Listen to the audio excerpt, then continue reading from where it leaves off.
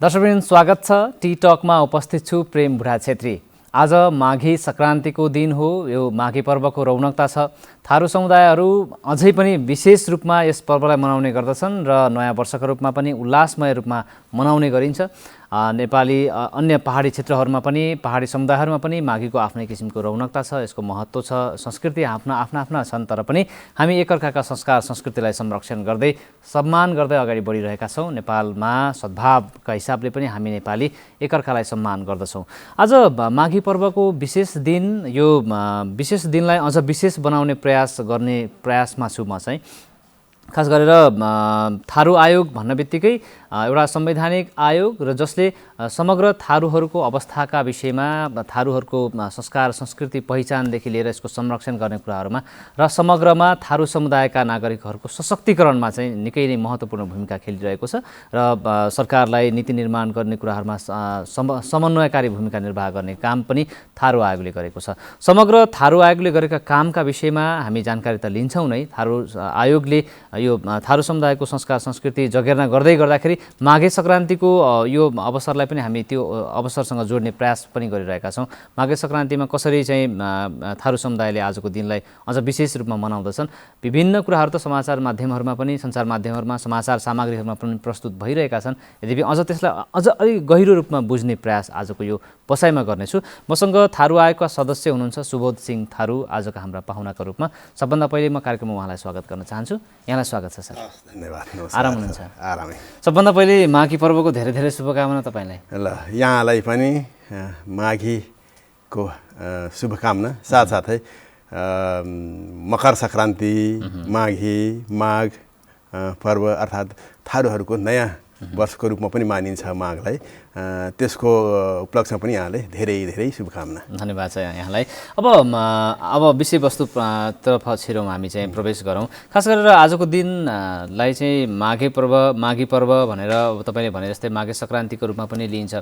माघी पर्वको खास गरेर आजको तपाईँको व्यस्तता, समग्र एउटा आफै पनि थारू समुदायसँग सम्बन्धित भएको हिसाबले पनि आजको व्यस्तता कस्तो छ, कार्यक्रमहरू कहाँ कहाँ कसरी भइरहेका छन्, त्यसमा पनि अब अन्य प्रभाव त छँदैछ। समग्रमा हेर्दाखेरि थारू समुदायगत हिसाबले हेर्दाखेरि पछिल्लो समयमा अझ बढी यो भनौँ न बाँके बर्दियादेखि लिएर कैलाली कञ्चनपुर दाङसम्मका जिल्लाहरूमा थारू बाहुल्य क्षेत्रहरूमा चाहिँ रमणीयता बढेको छ। तर पनि यसका आफ्नै समस्याहरू छन्। अहिले ओमिक्रोनको विषय पनि अझ त्यसमा पनि हामी पछाडि जोड्छौँ। तर समग्रमा हेर्दाखेरि आजको दिनचर्या, आजको व्यस्तता यहाँको कस्तो रहनेछ? अवश्य पनि सर्वप्रथम त अब यो 2078 सालको माघीको उपलक्ष्यमा मकर सङ्क्रान्ति होइन, माघी अर्थात् थारूहरूको नयाँ वर्ष माघीको अवसरमा देश विदेशमा राख्नुभएका सम्पूर्ण नेपाली दाजुभाइ तथा दिदीबहिनीहरूलाई माघीको हार्दिक मङ्गलमय शुभकामना व्यक्त गर्न चाहन्छु। साथै अब हाम्रो माघी भनेको एउटा परम्परागतदेखि नै चलिआएका एउटा पर्व हो, एउटा त्यौहार हो होइन। त्यसमा हाम्रो विभिन्न चरण, विभिन्न प्रक्रियाहरू हुन्छ मनाउने माघी पर्वलाई। त्यसमा चाहिँ विभिन्न भेग अनुसार, ठाउँ अनुसार विभिन्न तरिकाले पनि मनाउने गरिन्छ। अब भन्नुपर्दा आज माघको 1 गते थारू समुदायले माघीलाई, आजको दिनलाई नयाँ वर्ष अर्थात् नयाँ वर्षको नयाँ दिन, पहिलो दिनको रूपमा पनि मनाउने गर्छ। अब यो किन मनाउने गर्छ भन्ने क्रममा म यहाँहरूलाई अलिकति जानकारी दिन चाहन्छु। यो कसो भनेपछि जस्तै हाम्रो नेपाल सरकारले वैशाख 1 गतेलाई नयाँ वर्षको रूपमा हामी मनाउने गर्छौँ, लिने गर्छौँ। त्यसै गरी आर्थिक वर्ष साउन 1 गतेलाई हामी होइन त्यसरी लिने गर्छौँ। त्यसै गरी थारू समुदायमा चाहिँ माघको 1 गतेलाई नयाँ आर्थिक वर्षको सुरुवाती दिनको रूपमा पनि लिने गर्छ। यसमा कस्तो हुन्छ भनेपछि वर्षभरि हिजो पौषको 30 गते अर्थात् पौष मसान्तसम्म त पुरानो जे जति गरियो सबै क्लोज भयो। अब नयाँ वर्ष, आजदेखि नयाँ वर्षमा नयाँ चिज के गरिन्छ त, योजना के छ, नयाँ योजनाहरू कसरी बनाउने, नयाँ योजना तर्जुमा कसरी गर्ने, गाउँका विकासहरू कसरी गर्ने, यी यावत कुराहरू भन्ने क्रममा सर्वप्रथम म सिलसिलेवार हिसाबले जान चाहन्छु होइन। अब पौष मसान्त अर्थात् पौषको 30 गते थारू समुदायले त्यस दिनलाई एकदम महत्त्वपूर्ण दिनको रूपमा मान्ने गर्छ। त्यो दिन अर्थात् पौष 31 गतेलाई नयाँ वर्ष आउँदैछ, पुरानो वर्ष चाहिँ बिदाई गर्ने र नयाँ वर्षलाई स्वागत गर्ने क्रममा थारू समुदायमा विभिन्न जिल्ला, विभिन्न क्षेत्र, विभिन्न प्रदेशका थारूहरूले आफ्नै हिसाबले माघी पर्व चाहिँ मनाउने गर्छ। त्यो कसरी मनाउँछ भनेपछि पहिलो दिन मतलब 31 गतेलाई एउटा खुसियालीको रूपमा बिदाई गर्ने, जे जस्तो भयो, दुःख सुख जे जस्तो भए पनि, जे जस्तो बजेट योजना तर्जुमा जे जसरी भयो त्यो चाहिँ सम्पन्न भयो, त्यसलाई क्लोज गर्ने। र त्यस दिनले अब कसरी मनाउने भन्दाखेरि साँझपख सबैको घरमा राम्रा राम्रा मिठा परिकारहरू बनाउने, जस्तै अब ढिक्री भइहाले हैन, तिलका लड्डुहरू भइहाले, गन्जी भइहाले अर्थात् सकरखण्ड बनाऊ। त्यस्तै विभिन्न परिकारहरू आफ्ना हैन परम्परागतदेखि चलिआएका, खाइरहेका, पिइरहेका विभिन्न खाना परिकारहरू पकाएर रमाइलो गर्ने, सबै परिवारलाई मतलब एक आपसमा सद्भाव कायम होस् भन्ने हिसाबले सबैले बुलाएर निम्तो दिएर आफ्ना दिदीभाइ, दाजुभाइ, दिदीबहिनीहरूलाई निम्तो दिएर अब नयाँ वर्षको उसमा कसरी नयाँ योजनाहरू बनाउने भन्ने कुराहरू सरसल्लाह सबैबाट सल्लाह गरेर योजना बनाउने। त्यसपछि खानपिन रात भइसकेपछि, ती खानपिन भइसकेपछि अब जब रात हुन्छ रमाइलो गर्ने चलन छ हैन। विभिन्न गीतहरू, सङ्गीतहरू, विभिन्न नाचगानहरू विभिन्न नामले जानिन्छ थारू समुदाय भनेको त कस्तो भनेपछि मलाई लाग्छ नेपालमा सबभन्दा सांस्कृतिक हिसाबले धनी भएको समाज भनेको थारू समाज हो, थारू समुदाय हो। यिनीहरूको महिना अनुसार हैन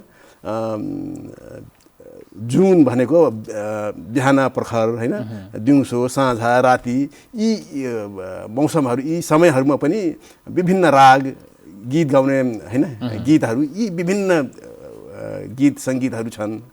ती हिसाबले पनि थारू समुदाय एउटा सम्पन्न सांस्कृतिक हिसाबले पनि सम्पन्न समुदायको रूपमा चिनिन्छ।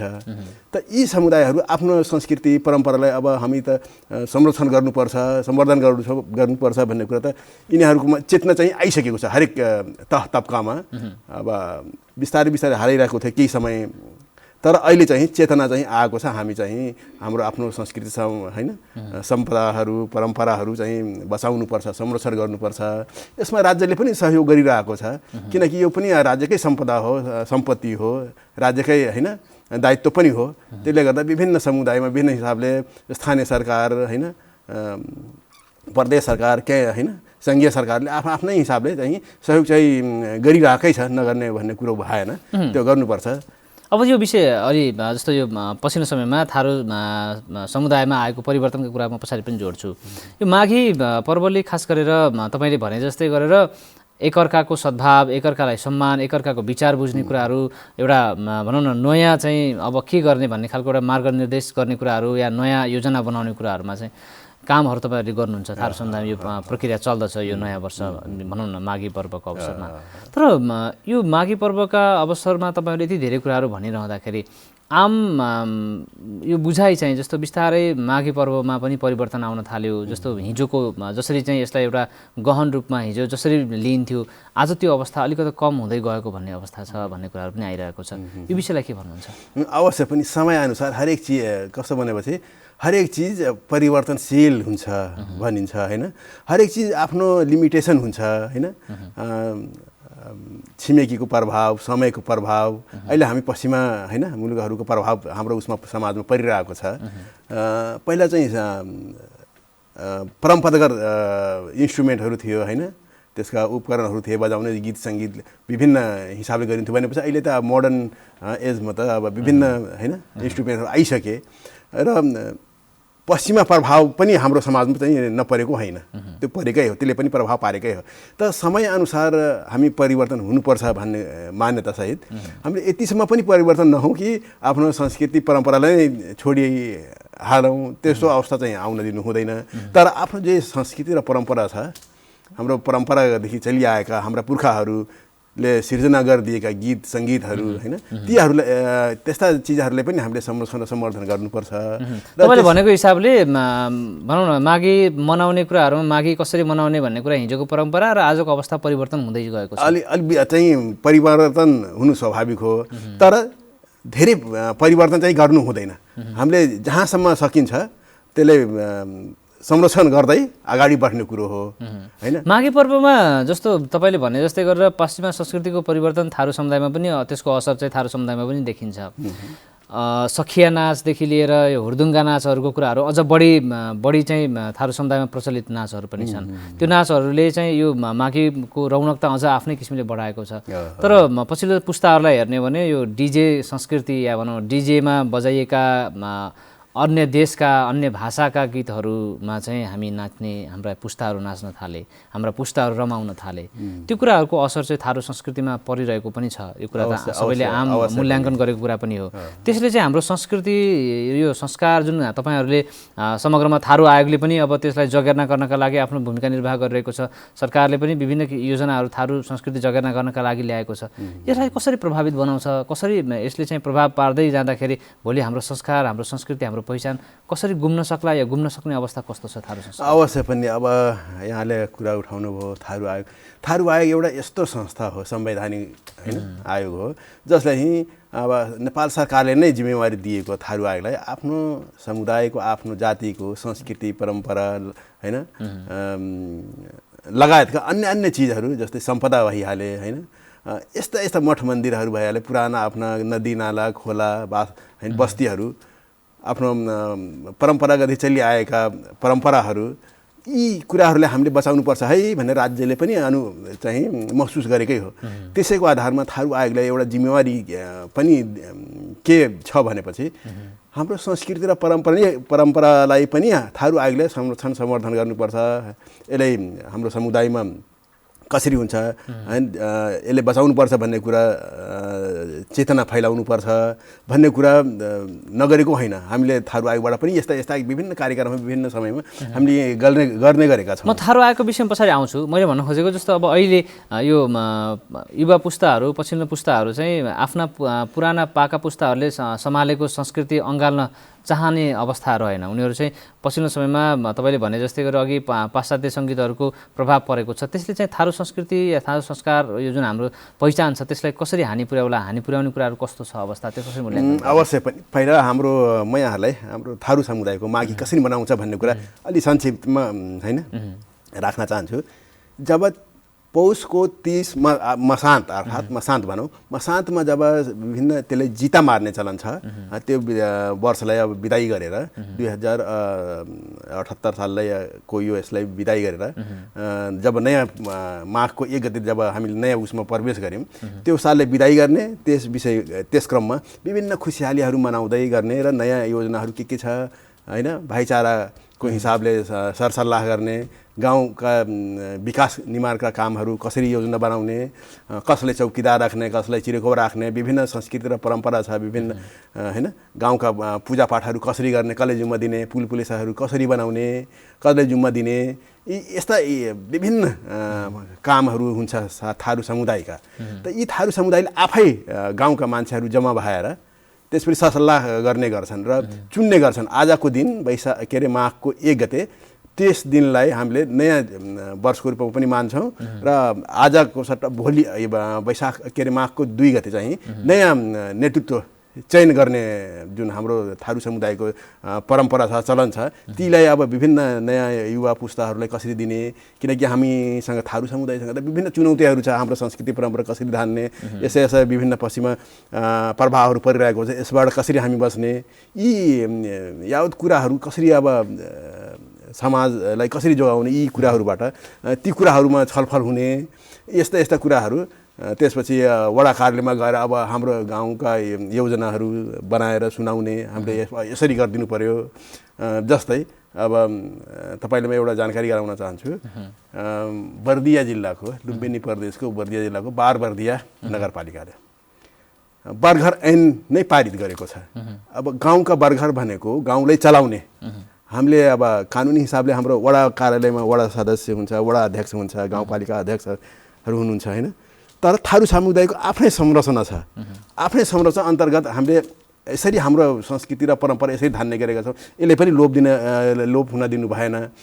सरकारले यसलाई पनि संरक्षण गरिदिनु पर्यो भन्ने कुरा बारबर्दिया नगरपालिकाले त्यस्तै मधुबन नगरपालिका बर्दियाकै नम्बर त्यस्तै उनीहरूले चाहिँ आफ्नो एउटा ऐन बर्गर ऐन नै बनाएर पास गरिसक्नु भएको छ। यसले के देखाउँछ भनेपछि थारूहरूको जुन संस्कृति र परम्परा छ, परम्परागत चलिआएका प्रथाहरू त्यसले पनि हामीले हराउन दिनु हुँदैन, मेटाउन हुँदैन भन्ने कुरा यसले जीवित राख्नुपर्छ। यसले कानुन बनाएर भए पनि हामीले यसरी गर्नुपर्छ भन्ने कुरा उहाँहरूले उदाहरण दिनुभयो। एकदमै सराहनीय कुरा हो यो, होइन? यस्तै हाम्रो हरेक देश मतलब हरेक क्षेत्रमा, हरेक जिल्लामा, हरेक वडाहरूमा थारू बाहुल्य रहेका जिल्लामा वडामा यस्ता नियम कानुन थारूहरूका प्रथाजनिक विभिन्न प्रथाहरू छ, ती कुराहरूले कसरी गर्ने, कसरी संरक्षण सम्वर्धन गर्ने र यसलाई निरन्तरता दिँदै जाने भन्ने कुरामा छलफल हुन्छ। त्यसै गरी अब त्यति मात्रै होइन, आफ्ना दाजुभाइ दिदीबहिनीहरूलाई होइन एउटा आत्मीयता, होइन सम्मान, आत्मीयता पनि बढ्छ। त्यसको साथसाथै होइन अरूले सम्मान दिने, अरूलाई होइन अरूबाट सम्मान लिने दिने, यी कुराहरू पनि थारू समुदायमा चाहिँ अहिले पनि जीवित देखिन्छ। तपाईँले यो भनिरहँदाखेरि जस्तो आजको दिन या भोलि नेतृत्व छान्ने कुराहरू जो वर्षभरि चाहिँ यसलाई चाहिँ जस्तो अब एउटा भनौँ न त्यहाँको प्रमुख छान्ने, लिडर छान्ने कुराहरूमा चाहिँ युवाहरूको उनीहरूको सक्रियता हामीले गर्नुपर्छ, हामी चाहिँ अब नेतृत्वमा आउनुपर्छ, या भनौँ न गाउँको चाहिँ महटवा होइन त्यो नेतृत्व चाहिँ हामीले लिनुपर्छ भन्ने कुराहरू युवाहरूको सक्रियता कस्तो पाइन्छ थारू समुदाय? अवश्य पनि अहिले त पहिले त परम्परागत हिसाबले हाम्रा बुढापाकाहरू, हाम्रो पुर्खाहरू, पूर्वज पुर्खाहरू नै नेतृत्व गरिराख्नु भएको थियो। तर अहिलेको समयमा आएर नयाँ यङ हाम्रा दाजुभाइहरू हुनुहुन्छ, उहाँ दिदीबहिनीहरू हुनुहुन्छ, उहाँहरूले नेतृत्व लिइराख्नु भएको छ। नेतृत्व पनि लिनुपर्छ होइन, सधैँ एउटै हिसाबले गइराख्नुभन्दा पनि पढे लेखेका युवा होइन, दक्ष होइन अनुभवी युवाहरूले पनि त्यस्ता अब जस्तै बर्गर थारू समुदायमा कस्तो छ भनेपछि विभिन्न पदहरू छ त्यहाँ समाज चलाउनलाई, आफ्नो संस्कृति र परम्परा बचाउन मतलब चलाउने होइन कसरी गर्न सकिन्छ भन्ने कुरा विभिन्न तह छ। जस्तै म यहाँलाई एउटा जानकारी दिन चाहे, गाउँमा सबभन्दा पहिले त गाउँको अगुवा अर्थात् त्यसलाई के भन्छ भनेपछि अगुवा भन्छ या बर्घर भन्छ। अब बर्घरको नेतृत्वमा विभिन्न होइन सदस्यहरू हुनुहुन्छ। त्यसमा एउटा चिरकिया हुन्छ, जो गाउँका थानहरू हुन्छ, देवताहरू हुन्छ, त्यसमा चाहिँ दियो बाल्ने सोमबार हरेक हप्ताको सोमबार चाहिँ दियो बाल्ने हुन्छ। त्यसलाई चिरकिया भन्छ, त्यो नामले चिनिन्छ चिरकिया, अर्थात् पुजारी, गाउँका देवताहरूको पुजारी, त्यो उसको जिम्मा दिइन्छ। त्यसै गरी चौकीदार हुन्छ, चौकीदारले हरेक आफ्नो वरिपरिका खेतबारी भइहाले, अन्य गाई बस्तु भइहाले, धन सम्पत्ति भइहाले, विभिन्न कुराहरू कहीँ कसैले नोक्सान त गरिरहेको छैन भन्ने कुरो चौकीदारले त्यसको चौकीदारी गर्छ। कहीँ नोक्सान कसले गरिरहेछ या बाहिर कुनै त्यस्ता व्यक्तिहरू वा त्यस्ता समूहहरू कहीँ गाउँका विभिन्न सम्पदा हुन्छन्, विभिन्न होइन आफ्ना धरोहर हुन्छ, त्यसले कसैले नोक्सान त गरिरहेको छैन, त्यो चौकीदारले हेर्ने गर्छ। त्यसै गरी अब त्यसमा चाहिँ अब अगुवा विभिन्न मतलब पदहरूको आफ्नो जिम्मेवारीहरू बाँडफाँड गरेर होइन पहिले त सहमतिबाटै हुन्थ्यो, तर आजभोलि चुनावबाट पनि त्यो चयन हुने गरेको हामीले ट्रेन्ड पाइरहेको छ। तपाईँले यो कुरा ठ्याक्कै कोट्याइहाल्नुभयो। मलाई यसमा जिज्ञासा लागेको, सोध्न मन लागेको कुरा भनेको जस्तो नेतृत्व छनौट गर्ने बेलामा पहिला थारू समुदाय आफ्नो नेतृत्व आफै चुन्थे, आफ्नो हिसाबले प्रयोग हुन्थे, आफ्नो हिसाबले आफूलाई कहाँनिर हामी चाहिँ यो गर्न सक्छौँ, यो भनौँ न आफ्नो विकासका लागि को व्यक्ति आउन सक्छ, को व्यक्तिलाई चाहिँ चुन्ने भन्ने कुराहरू रहन्थ्यो। जस्तो तपाईँले भने जस्तै बडगर कुराहरूमा अहिले पछिल्लो समयमा यसलाई चाहिँ राजनीतिकरण बढी गरिएको छ। जस्तो अन्य पार्टीका हिसाबले पनि त्यो बडगर बन्ने मान्छे चाहिँ कुन पार्टीसँग सम्बन्धित छ भन्ने खालको एउटा त्यो राजनीतिकरण त्यहाँनिर देखिन्छ, जसले गर्दाखेरि हिजोको तपाईँको आफ्नो संस्कार, आफ्नो संस्कृति त्यसलाई चाहिँ अलिकति एउटा चुनौती थपेको जस्तो पनि देखिने भनेको त्यो बडघरलाई पनि आफ्नो पार्टीको हिसाबले प्रयोग गर्न पाइयो भने त्यो थारू समुदाय समग्रमा चाहिँ आफ्नो भनौँ न राजनीतिक नेताहरूले भन्ने भनेको चाहिँ भोट ब्याङ्कको रूपमा चाहिँ यिनीहरूलाई प्रयोग गर्न सकिन्छ भन्ने खालको एउटा त्यो बुझाइ अहिले देखिन्छ क्या यो थारू समुदायमा, त्यसको प्रभाव पनि परेको छ। त्यसलाई कसरी मूल्याङ्कन गर्नु? अवश्य पनि यो हरेक चिजका दुईटा पाटा हुन्छन् होइन, राम्रा नराम्रा। हामीले कुनै पनि चिजलाई सकारात्मक हिसाबले प्रयोग गर्दै जानुपर्छ होइन, नकारात्मक हिसाबले प्रयोग गर्ने हो भने त्यसले राम्रो रिजल्ट दिँदैन। तर सकारात्मक हिसाबले गाउँ समाजलाई होइन फाइदा पुग्ने हिसाबले, राम्रो हुने हिसाबले त्यसले हामीले सदुपयोग गरेर परिचालन गऱ्यौँ भने त्यो चाहिँ सकारात्मक रिजल्ट आउँछ। तर अहिले चाहिँ हजुरले भने जस्तै, तपाईँले भने जस्तै त्यो ट्रेन्ड चाहिँ देखिरहेको छ र विभिन्न राजनीतिक दलहरूले आफ्नो आफ्नो क्यान्डिडेटहरूलाई उठाएर त्यसरी प्यानल वाइज गर्ने जुन अहिले परम्परा देखिरहेको छ त्यो राम्रो त होइन, तर प्रजातान्त्रिक चाहिँ अब त्यसरी नै मान्नुपर्ने हुन्छ, किनकि प्रजातान्त्रिक पद्धति अनुसार हामीले चल्नुपर्ने हुन्छ। तर त्यही कुराले जस्तो तपाईँले भनेको एउटा प्रजातान्त्रिक हिसाबले त्यसलाई मान्न सकिन्छ, त्यो एउटा भनौँ न नेतृत्व गर्ने व्यक्ति त्यसरी आउँदाखेरि भोलि उसले समावेश गर्ने कुराहरूमा अलिकति फरक पनि आउला, तर चाहिँ त्यही कुराले त्यही तपाईँको थारू समुदायभित्रै असहयोग हुने कुराहरू या त्यही जो व्यक्ति चुनेर आउँछ उसलाई असहयोग गर्ने कुराहरू, द्वन्द्व बढ्ने कुराहरू, त्यहाँनिर चाहिँ एकअर्काले चाहिँ हिजो बडगरले जे भन्थ्यो त्यो कुराहरू अपनाउनु पर्ने मान्नुपर्ने त्यो अवस्था थियो भने अहिले चाहिँ त्यो बडगरले भनेका कुराहरूलाई पनि बाइपास गर्ने कुराहरू, अलिकति त्यसलाई चाहिँ कसरी हुन्छ गिराउने कुराहरू, उसलाई चाहिँ सपोर्ट नगर्ने कुराहरूले कतै न कतै तपाईँको संस्कृतिमा यसले असर गरिरहेको छ जस्तो लाग्दैन? अवश्य पनि तपाईँले भने जस्तो विभिन्न राजनीतिक दलहरूले आफ्नो हिसाबले परिचालन गर्ने आफ्ना क्यान्डिडेटहरूलाई त्यो चाहिँ एकदमै समाजको लागि राम्रो पक्ष चाहिँ होइन। तर राजनीतिक दलले पनि यस्ता कुराहरूलाई हाम्रो समाजका होइन विभिन्न स्टेजहरूलाई विभिन्न व्यक्तित्वहरूलाई जसरी समाजले प्रयोग गर्छ, जिम्मेवारी दिएको हुन्छ, त्यसले चाहिँ आफ्नो दलीय स्वार्थमा चाहिँ लिन चाहिँ हुनु हुँदैन। त्यो समावेशीकरण हुने जस्तो सबैको भावना समेट्न सक्ने व्यक्तित्व आउँछ, त्यस्तो गर्न सक्यो अवश्य त्यसरी सबैको भावना समेटिने व्यक्तित्व आउनुपर्छ र अहिलेसम्म त्यसरी नै गरिरहेको छ। बाइ द वे उसले आफ्नो मोनोपोली एउटा डिक्टेटरसिप जस्तो होइन चलाउन खोजेको यदि त्यस्ता देखिएको अवस्थामा चाहिँ समाजका जुन सदस्यहरू हुन्छन्, विभिन्न गाउँका सदस्यहरू हुन्छन्, बडघर लगायतका अरू सदस्य, तिनीहरूले चाहिँ असहमति जनाउँछन्। त्यसमा चाहिँ त्यसबाट पनि उहाँहरूलाई चाहिँ कसी लगाउन सकिन्छ, सचेत गराउन सकिन्छ। तपाईँहरू गलत गर्दै हुनुहुन्छ, यसलाई चाहिँ यसरी गर्नुपर्छ, तपाईँहरूको यो चाहिँ होइन नैतिकताले पनि दिँदैन, थारू समाजले कसरी हो, हामी तपाईँहरूलाई यो जिम्मेवारी दिएका छौँ, तपाईँहरूले आफ्नो जिम्मेवारीबाट बाहिर जाँदै हुनुहुन्छ, ट्रेकभन्दा बाहिर जाँदै हुनुहुन्छ, तपाईँ ट्रेकमा आउनुहोस् भन्ने कुरा सचेत चाहिँ हुन्छ हाम्रो समुदायबाट। अब एकछिन थारू आयोगको कुराकानी गरौँ। थारू आयोग अघि मैले थोरै भूमिकामा पनि भनेको थिएँ, तपाईँले पनि बिचमा एकचोटि त्यो प्रवेश गर्ने प्रयास पनि गर्नुभएको थियो। थारू आयोग विशेष गरेर थारूहरूको संस्कार संस्कृति पहिचानदेखि संरक्षणदेखि जगेर्नादेखि लिएर त्यसमा उनीहरूको सशक्तिकरण कुराहरूलाई चाहिँ सरकारलाई सुझाव दिने गरेर तपाईँहरूको आयोगले संवैधानिक रूपमा मान्यता पाएको छ र तपाईँहरूले काम पनि गरिरहनु भएको छ। समग्रमा भन्दाखेरि अहिले थारू आयोगले के गरिरहेको छ? अवश्य पनि थारू आयोगले अहिले विभिन्न कामहरू गरिरहेको छ, विभिन्न काम गरिसकेको छ होइन।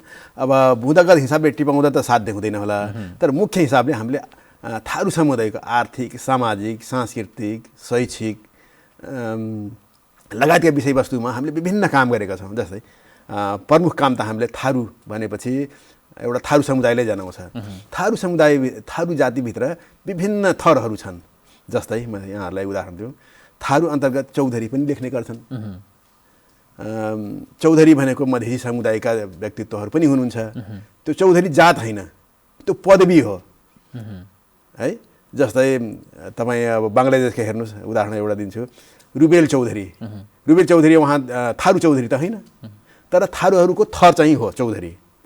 जस्तै दाङका धेरै हाम्रा साथीहरू, थारू साथीहरू, पूर्वतिरका अन्य साथीहरू पनि आफ्नो नामको पछाडि चाहिँ चौधरी लेख्ने गर्नुभएको छ।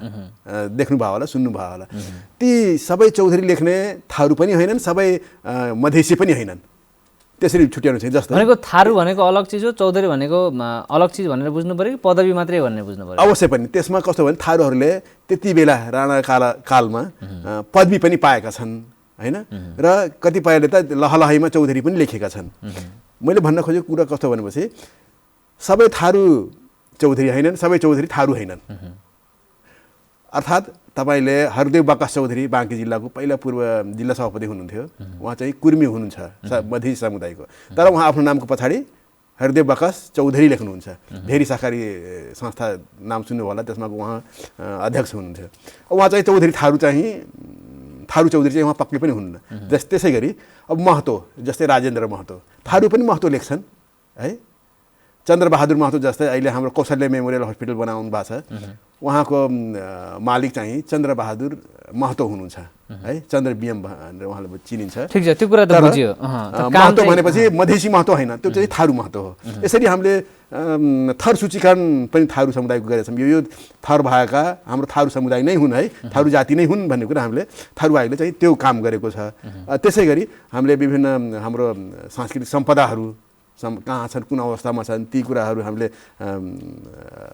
क्याटेगराइज गरेका छौँ, कुन अवस्थामा छन् ती कामहरू हामीले गरेका छौँ। त्यसै गरी हाम्रा थारूको चित्रकला कुनको महत्त्व के छ, थारू समुदायले चित्रकलाहरू घरमा बनाउने गर्छन् होइन, विभिन्न ठाउँमा हातमा जस्तै गोदना गोद्ने गर्छन्, आज अब ट्याटु भन्छ त्यसलाई नयाँ अङ्ग्रेजी भाषामा। ट्याटु थारू समुदायमा पहिलेदेखि नै त्यो आएको थियो, तर त्यो कारण के त, त्यो बनाउने त्यो चित्रकला के कारण हो, ती कुराहरू हामीले गरेका छौँ, अध्ययन गरेका छौँ। त्यसै गरी हामीले सम्पदा विभिन्न प्रदेश अन्तर्गतका विभिन्न गरेका छौँ। त्यसै गरी थारू समुदायमा भइरहेका गतिविधिहरू, थारूहरूको अवस्था के छ त, यी कुराहरू हामीले अध्ययन गरिरहेका छौँ, लगायतका विभिन्न काम हामीले गरिरहेका छौँ अहिले। अब यो एउटा कुरा त तपाईँहरूले अब थारूका संस्कृति कस्ता छन्, ती संस्कारहरू अहिले कहाँ कस्तो अवस्थामा छन्, त्यसलाई कसरी संरक्षण गर्ने कुरा तपाईँले भनिहाल्नु भयो भर्खरै। सशक्तिकरणको कुरा गरौँ, अब छुट्टै पहिचान भएको जनजाति मध्येको थारू समुदाय आफ्नै पहिचान बोकेर यो इतिहासदेखि अहिलेसम्म भनौँ न लामो समयदेखि एउटा भूमिपुत्रको रूपमा चिनिने थारू समुदाय, सशक्तिकरणको हिसाबले हेर्दाखेरि समाज परिवर्तन भएको छ। हामी 21औं शताब्दीको कुरा गर्छौँ, थारू समुदायमा अझै पनि त्यो चेतनाको स्तर अझै पनि बढ्न सकेको छैन। आम थारू समुदाय आफ्नो दैनिकीबाट माथि उठ्न सकेको छैन, सरदरमा भन्ने भने केही व्यक्तिहरू बाहेक। त्यस कारणले गर्दाखेरि अब यो तपाईँको आयोगले यो विषयमा कसरी अध्ययन गरिरहेको छ र उनीहरूलाई सशक्तिकरण गराउनका लागि चाहिँ के काम गरिरहेको छ? अवश्य पनि तपाईँले म जानकारी गराउँ। हाम्रो संवैधानिक व्यवस्था के छ भनेपछि ILO 169 का कुराहरू छ जुन थारू जातिसँग जोड्ने हैन जोड छ। त्यसै गरी नेपालको संविधानको धारा 42 मा विभिन्न हकहरूको चाहिँ ग्यारेन्टी गरेको छ नेपालको संविधानले। ती कुराहरूलाई हाम्रो नेपाल सरकारले लागू गर्नुपर्ने हो, तर अहिले भइरहेको छैन। कारण जस्तै म तपाईलाई उदाहरण दिउँ, वाणिज्य बैंक, लोकसेवा आयोग, कृषि लगायतका विभिन्न क्षेत्रबाट भ्याकेन्सीहरू भइरहेको छ। त्यो चाहिँ संवैधानिक व्यवस्था थारू क्लस्टरको लागि। थारू समुदाय एउटा नेपालको चौथो स्थान भएको जनसङ्ख्या भएको जाति हो। यिनीहरूलाई खास गरेर नेपालमाको हिसाबले पर्सेन्टको हिसाबले हेर्दा 6.6 अर्थात् 7% जनसङ्ख्याको हिसाबले 7% थारूहरू नेपालमा देखिन्छ हैन, डाटाको हिसाबले 2068 सालको जनगणनाको हिसाबले। अब त्यसमा के ग्यारेन्टी गरिएको छ भनेपछि जातीय जनसङ्ख्याको आधारमा हरेक तह तब्कामा समावेशी गराइनेछ हैन, समानुपातिक हिसाबले समावेश गराइनेछ। तर थारूको क्लस्टर 6.6 अर्थात् 7% हुनुपर्ने हो हरेक तह तब्कामा, तर त्यो चाहिँ देखिएको छैन। तपाईँ राजनीतिक क्षेत्र हेर्नुहोस्, प्रशासनिक क्षेत्र हेर्नुहोस्, हरेक संयन्त्रमा 6.6 अर्थात् 7% हुनैपर्ने संवैधानिक व्यवस्था छ। तर त्यसका पनि विभिन्न हैन बाधा व्यवधानहरू छन्। ऐन बन्न सकेको छैन, 7.7% को हिसाबले प्रतिनिधि हुनुपर्छ भनेर ऐन बन्न सकेको छैन। यसमा त थारू कल्याणकारी सभा अर्थात् थारूहरूको छाता सङ्गठन त्यसले एउटा मुद्दा पनि लगाएको छ सर्वोच्च अदालतमा, अहिले हालै लगाएको। त्यसमा चाहिँ सर्वोच्च अदालतबाट स्टे अर्डर पनि भइसकेको छ। यसले जवाब दिनुहोस् के हो भनेर। अब यो 6 गते आउने 6 गते माघको 6 गते त्यो विषयमा छलफल पनि छ। खास गरेर लोकसेवा आयोग, त्यसपछि नेपाल प्रहरी, नेपाली सेना हैन लगायतका विभिन्न भनेको संवैधानिक क्षेत्रमा सरकारी क्षेत्रमा चाहिँ थारू समुदायको समावेशी हुनुपर्थ्यो, त्यो हुन सकेको छैन। त्यसैलाई फलोअप गर्दै प्रेसर गर्दै नेपाल सरकारले हामीले विभिन्न सिफारिसहरू गरेका छौँ। यो चाहिँ व्यवस्था संवैधानिक व्यवस्था यो हो, या हामीले यसरी गर्नुपर्छ। यो चाहिँ हैन जब 6.6 अर्थात् 7% छ भनेपछि हामीले हरेक जातिले दिइरहेका छौँ हैन। मुस्लिम के अरे मधेसी जनजाति हैन, खस मतलब विभिन्न जातिले हामीले त्यो हिसाबले क्याटेगराइज गरेका छौँ भनेपछि थारू समुदायलाई चाहिँ त्यो भेदभाव किन? एउटा त्यो कुरा भयो। अर्को कुरा भनेको थारू समुदायमा सचेतीकरणको हिसाबले पनि उनीहरूको सचेतना लेभल या भनौँ न त्यो अलिकति हाम्रो आफ्नो विषयमा चाहिँ हामी आवाज उठाउनुपर्छ भन्ने कुराहरूमा उहाँहरूको चासो कम छ, या त्यो चासोबाट या त्यो अवस्थाबाट उहाँ किन माथि उठ्न सक्नु भएन? अवश्य पनि हाम्रो थारू समुदाय कस्तो भनेपछि थारू जाति धेरै मतलब शिक्षाको क्षेत्रमा पहिलेदेखि नै धेरै पछाडि परेको, शिक्षा नपाएका हैन, पढ्न लेख्न नसकेका, आर्थिक अवस्था लगायतका विभिन्न कारणले अहिले हैन शिक्षा दीक्षा चाहिँ को पहुँचबाट अलिक टाढै हुनुहुन्छ। तर अहिलेको अवस्थामा हेर्दाखेरि केही त आउनु भएको छ हैन, उहाँको चाहिँ जुन लेभल हो शिक्षाको थारू समुदायमा चाहिँ बढेको छ, तर जति हुनुपर्ने हो त्यति छैन। मुख्य कुरा भनेको शिक्षा हो।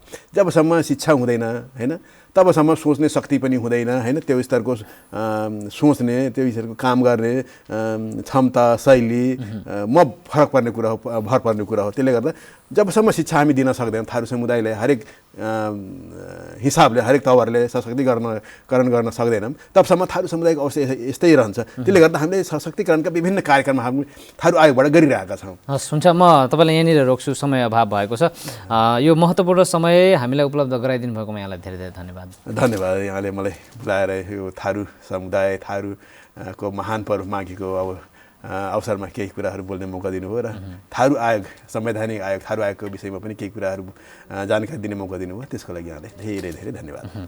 दर्शकवृन्द, हामीले टिकटकमा कुराकानी गऱ्यौँ। थारू आयोगका सदस्य हुनुहुन्थ्यो सुबोध सिंह थारू। उहाँसँगको कुराकानी कस्तो लाग्यो प्रतिक्रिया दिनुहोला। खास गरी आज हामीले माघी पर्वको यो अवसरमा थारू आयोगसँग जोडिएका कुराहरू र थारू संस्कृति जगेर्ना गर्नका लागि भइरहेका प्रयासहरूका विषयमा जानकारी लिने प्रयास गरेका थियौँ। यस लगत्तै हामी जिल्ला अपडेट जोड्दैछौँ, हामीसँगै रहनुहोला।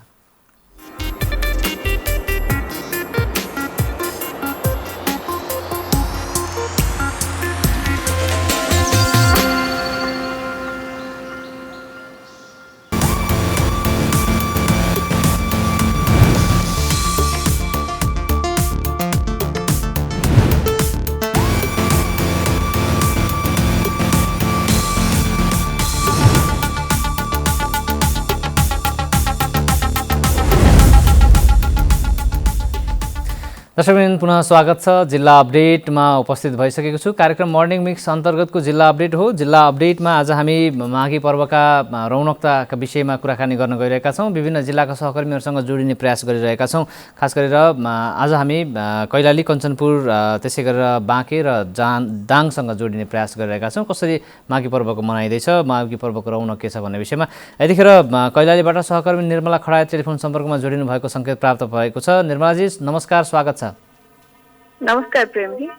आज माघी पर्वको उल्लास अब जताकतै छ, विशेष गरेर अझ थारू समुदाय बाहुल्य रहेका क्षेत्रहरू, खास गरी बाँके बर्दिया, दाङ, कैलाली, कञ्चनपुरमा चाहिँ अझ बढी यसको रौनकता बढेको छ। कैलालीको प्रसङ्ग थोरै तपाईँसँग जानकारी लिइहालौँ। कैलालीमा के छ, माघीको रौनकता कसरी मनाउने कार्यक्रमहरू भइरहेका छन् कि कस्तो छ, थोरै अपडेट दिनु न। प्रेमजी, पक्कै पनि माघीको रौनक कैलालीमा पनि देख्न सकिन्छ। थारू समुदायमा मात्रै नभएर पहाडी समुदायमा पनि माघे सङ्क्रान्ति आजको दिन मनाइरहेको देखिन्छन्। अब विगतका जस्तो जुन मेला महोत्सवहरू पनि आयोजना हुन्थे यो माघ 1 गते, कोरोनाका कारण यो वर्ष चाहिँ आयोजना हुनै लागेका ती कार्यक्रमहरू पनि स्थगित भएका छन्। तर पारिवारिक रूपमा माघे विशेष रूपमा मनाइरहेका छन् पहाडी समुदायले पनि र थारू समुदायले पनि। अब यो कोरोनाको तपाईँले प्रसङ्ग ल्याइहाल्नुभयो, यो बेलामा माघी पर्व यसरी मनाउने गर्दाखेरि उत्साहपूर्वक हुन सकेन यसपटक पनि। अब कैलालीमा कोरोनाको जोखिमको हिसाबले चाहिँ थारू समुदायमा यसको सतर्कता कस्तो पाइन्छ? पक्कै पनि प्रेमजी, अब जुन किसिमले स्वास्थ्य सतर्कता अपनाउनु पर्ने हो त्यो भएको देखिँदैन। अब यो वर्षमा एकपटक आउने, त्यसमा पनि अब थारू समुदायमा त माघीलाई नयाँ वर्षकै रूपमा पनि मनाउँछन्। अब त्यो भएको हुनाले आफन्तहरू जमघट भएका छन्। अब मिठा मिठा परिकारहरू बनाएर खाइरहेका छन्।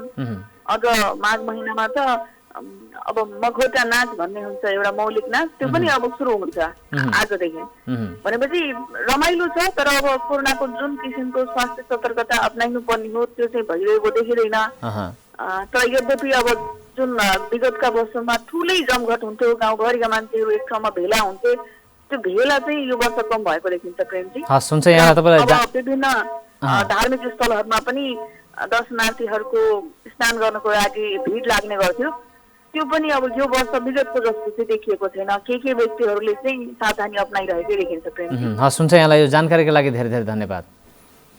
उहाँ हुनुहुन्थ्यो हाम्रा कैलाली सहकर्मी निर्मला खडायत हुनुहुन्थ्यो। सहकर्मी निर्मला खडायतले दिनुभएको जानकारी अनुसार थारू समुदायको माघी पर्वको यो रमाइलो कैलालीमा पनि अत्याधिक छ। यद्यपि वर्ष दिनको एकपटक, त्यसमा पनि नयाँ वर्ष भनेर थारू समुदायले मनाउँदै गर्दाखेरि थारू समुदायका आफ्नै संस्कार संस्कृतिहरू छन्। नेतृत्व चयन गर्नेदेखि बढगढ चयन गर्ने कुराहरूदेखि लिएर अन्य कुराहरू पनि भनौँ न वर्षभरिको योजना बनाउने भएका कारणले गर्दाखेरि उल्लास त छ, थारू समुदायमा पनि उल्लास छ। तर पनि कोरोनाको महामारी बढिरहेका बेलामा अब स्वास्थ्य सतर्कता अपनाउनु पर्ने कुराहरूमा भने त्यति धेरै सावधानी अपनाएको देखिएन भन्ने कुराहरू उहाँले जोड्दै हुनुहुन्थ्यो। कैलालीमा थारू समुदायमा या पहाडी समुदायमा यसअघि पनि थुप्रै किसिमका ठुला ठुला पर्वहरू हुने या ठुला ठुला महोत्सवहरू हुने, मेलाहरू हुने, पर्वभन्दा पनि मेला महोत्सवहरू बढी हुने, एउटा रमाइलो जमघट गर्ने संस्कार संस्कृति छँदैछन्। तर पनि यस बेलामा कोरोना महामारीको तेस्रो भेरिएन्ट, तेस्रो लहर भनौँ ओमिक्रोन भेरिएन्टको असर अहिले देशैभरि देखिएको छ, जसका कारणले गर्दाखेरि सतर्कता अपनाउन जरुरी पनि छ। यद्यपि अझै पनि केही समस्याहरू देखिएका छन्। नागरिकहरूमा चाहिँ स्वास्थ्य सावधानी अपनाउने कुराहरूमा अझ धेरै सचेतीकरण हुन सकेको छैन भन्ने कुराहरू पनि सहकर्मी निर्मला खडायतले गर्दै हुनुहुन्थ्यो। अब हामी फेरि कञ्चनपुरतर्फ जोडिने प्रयास गरिरहेका छौँ। कञ्चनपुरबाट सहकर्मी रामसिंह ठगुना हाम्रो टेलिफोन सम्पर्कमा जोडिनु भएको सङ्केत प्राप्त भएको छ। रामसिंहजी नमस्कार, स्वागत छ। नमस्कार प्रेम। अब कञ्चनपुरको अपडेट गराइहाल्नुहोस्, हामीसँग समय छोटो छ। यद्यपि समग्रमा कञ्चनपुरमा आज माघी पर्व कसरी मनाइँदैछ, थारू समुदायमा रौनकता कस्तो छ, स्वास्थ्य सचेतीकरणका कुराहरू, कोरोनाको जोखिमका बिचमा पनि उहाँहरू स्वास्थ्य सचेतीकरण कसरी गरिरहनु भएको छ, त्यो विषयमा थोरै अपडेट दिनु न। प्रेमजी अवश्य पनि खास गरी थारू समुदायले अहिले घरघरमा चाहिँ माघी पर्व मनाइरहेको छ। यो विश्व कोरोना सङ्क्रमणको कारणले चाहिँ कुनै प्रबन्धनहरू आयोजनाहरू हुन सकेका छैन। तथापि समुदायका मान्छेहरूले चाहिँ अब परम्परागत रूपमा चाहिँ अहिले कार्यक्रम मनाउने, घर घरमा चाहिँ मनाउने कुराहरू चाहिँ जारी छ।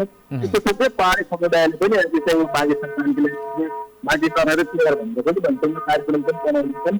र कोरोना समुदायले गत वर्षको ठुलो धना महोत्सव नगरेर पनि उनीहरू परम्परागत ढङ्गले चाहिँ खाने परिकारहरू भित्री तपाईँको गङ्गटा घोगुल गायकका बच्चाहरू सम्पन्न गरेर हिजो नै तपाईँले आइसकेका छन् है। त्यसै गरी चाहिँ अब आइसक्ने छोटिया नाच्ने, मगौडा नाच्ने, विभिन्न सांस्कृतिक कार्यक्रम गरेर चाहिँ उनीहरू मनाउँछन् भने यसरी चाहिँ घर घरमा सानो समूहमा चाहिँ मनाउने गरी चाहिँ गर्दैछौँ भन्ने कुराहरू चाहिँ थारू कमिटीबाट हामी देख्न सक्छौँ। म हिजो मात्रै धेरै चाहिँ थारू कमिटीमा के अवस्था भएर बुझ्न गएर अहिले चाहिँ कम्प्लिकेसन नाइली मोदी सबै विस्तार नेतृत्वको चिन्ता पनि छ। नाइलीको पिँढी चाहिँ परम्परागत कुराहरू भन्दा पनि अहिलेको त्यो नयाँ चलन गर्ने कुराहरू आधुनिकतिर गयो भने थोरै चाहिँ अब जुन किसिमले परम्परागत रूपमा बन्थ्यो यस किसिमको परम्परा थियो त्यो चाहिँ अलिकति मौलिक विस्तार हराउँदै जान्छ भन्ने किसिमको चिन्ता पनि सँगसँगै थियो। त्यो सँगसँगै यो कोरोनाको भेरिएन्टको जुन त्रास छ त्यसमा पनि थारू समुदायका नागरिकहरू जुन पहाडी समुदायले पनि मनाउँछन्, यद्यपि थारू समुदायमा अझ धेरै यसलाई चाहिँ विशेष पर्वको रूपमा लिने भएको कारणले गर्दाखेरि पनि यो जान्ने इच्छा लागिहालेको कुरा चाहिँ त्यहाँ स्वास्थ्य सावधानी अपनाउने कुराहरूमा सचेतीकरणको अवस्था कस्तो पाउनु भएको छ? तपाईँ हिजो रिपोर्टिङका क्रममा पनि थारू बस्तीहरूमा जानुभयो, मानिसहरूको भेडभाड घुइँचो या भनौँ न त्यसमा चाहिँ स्वास्थ्य सावधानी अपनाउने कुराहरूमा उहाँहरू कतिको सचेत भएको पाउनु भएको थियो? अवश्य पनि खास गरी पछिल्लो समयमा चाहिँ अब यो गड्डाको भैसानाका जो भारतसँग जोडिएको छ र भारतको कोरोनासँग जोडिएसँग यसको सङ्कटमा चाहिँ बढ्ने किसिमको चाहिँ सन्तास फैलिएको छ। त्यसको प्रशासन कार्यालयले चाहिँ 25जनाभन्दा बढी भेला नआउनु भनेर नोटिस जारी गरेको छ। हामीले कम्युनिटी लेभलमा चाहिँ अहिले चाहिँ पछिल्लो पटक चाहिँ सचेत नै भएको देखिन्छ। त्यही भएर चाहिँ अहिले जो हिँडेका सबै क्षेत्रहरूमा चाहिँ हामी चाहिँ भोलि चाहिँ यो कारणले चाहिँ हामी चाहिँ कार्यक्रम गरेको घर घरमा हामी स्वास्थ्य सतर्कता अप्नाएरै गर्छौँ भन्ने चाहिँ सबैबाट देखिन्छ। हस्, हुन्छ। यहाँलाई यो जानकारीका लागि धेरै धेरै धन्यवाद।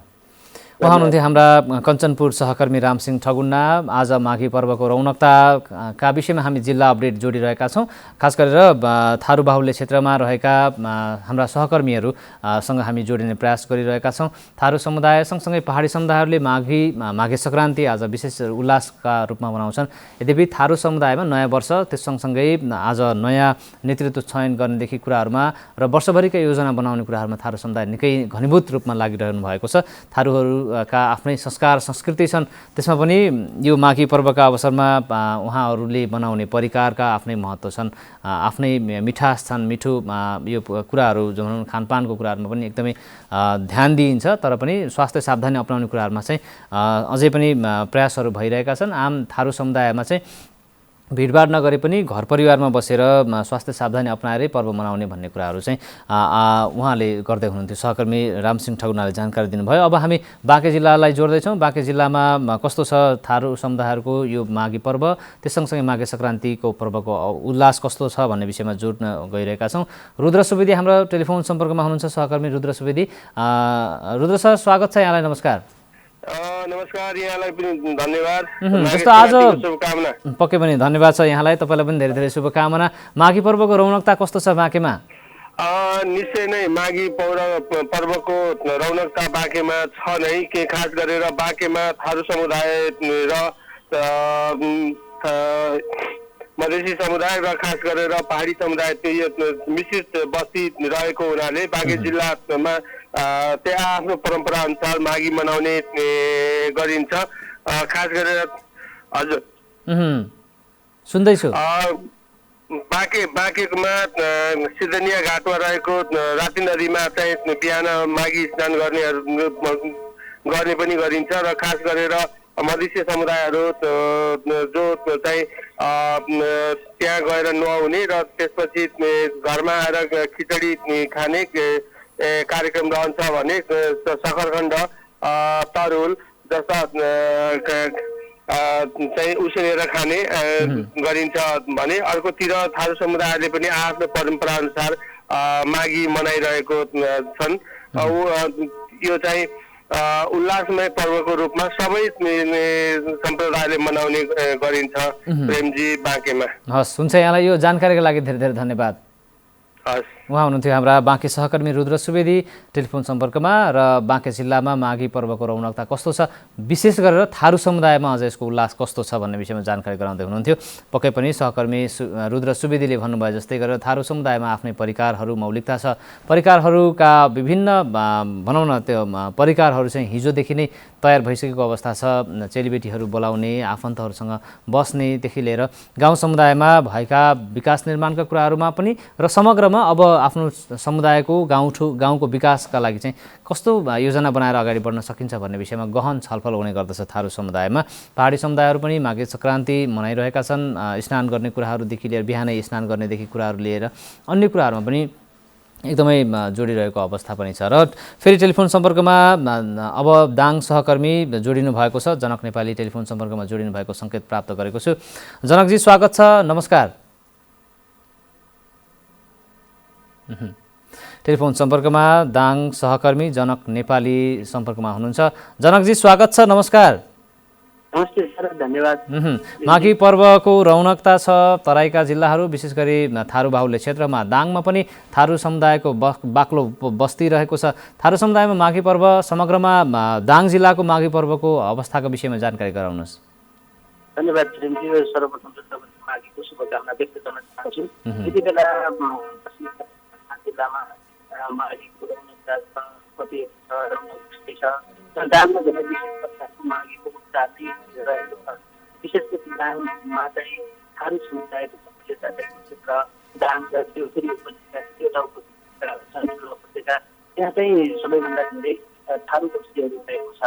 आज विशेष गरी थारू समुदायले यो माघीमा चाहिँ मनाउने एकदम चाहिँ यहाँ उत्साह नै छ।